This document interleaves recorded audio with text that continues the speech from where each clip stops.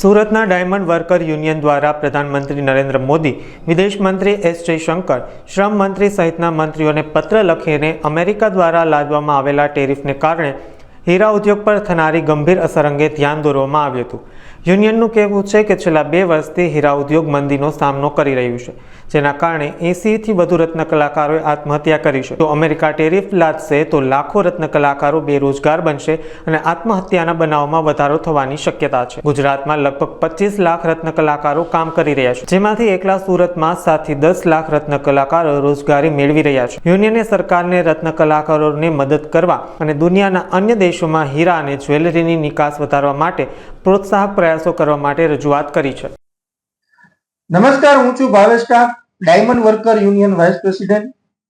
છેલ્લા 2 વર્ષથી યુક્રેન અને રશિયાના વોરના કારણે G7 કન્ટ્રીએ જે રશિયન ડાયમંડ ઉપર બેન બેન્ડો એના કારણે અને અન્ય જે કારણો છે એના કારણે 2 વર્ષથી આપણો હીરા ઉદ્યોગ મંદીનો માર સહન કરી રહ્યું છે. ત્યારે અમેરિકા દ્વારા જે 27 ઓગસ્ટ પછી 25% ટેરિફ વધારવાની વાત કરી છે, એના કારણે ગુજરાતની અંદર 25 લાખ રત્ન કલાકારોને સીધી અસર થવાની છે.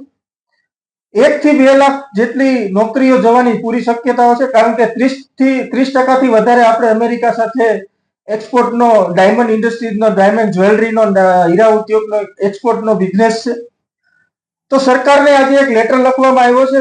ભારત દેશના વડાપ્રધાન નરેન્દ્રભાઈ મોદી, વિદેશ મંત્રી એસ જયશંકર સાહેબ અને commerce minister Piyush Goyal, labour minister Mansukhbhai માંડવિયાને એક લેટર લખવામાં આવ્યો છે કે હીરા ઉદ્યોગની અંદર રત્ન કલાકારોને આવી પરિસ્થિતિઓનો સામનો કરવો પડશે.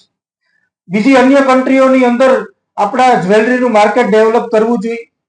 આપણે લગભગ 25 દેશોની અંદર એક્સપોર્ટ કરીએ છીએ, તો અન્ય જે કન્ટ્રીઓ છે એની અંદર પણ આપણે જ્વેલરીનું માર્કેટ ડેવલપ કરવું જોઈએ, ડોમેસ્ટિક માર્કેટ પણ ડેવલપ કરવું જોઈએ. એ બાબતે આજે લેટર લખવામાં આવ્યો છે. અને હીરા ઉદ્યોગમાં કામ કરતા જે લાખો રત્ન કલાકારો છે એની રોજગારી જોખમમાં છે, એ બાબતે રત્ન કલાકારોને મદદ કરવા આર્થિક પેકેજની પણ માંગણી કરવામાં આવી છે.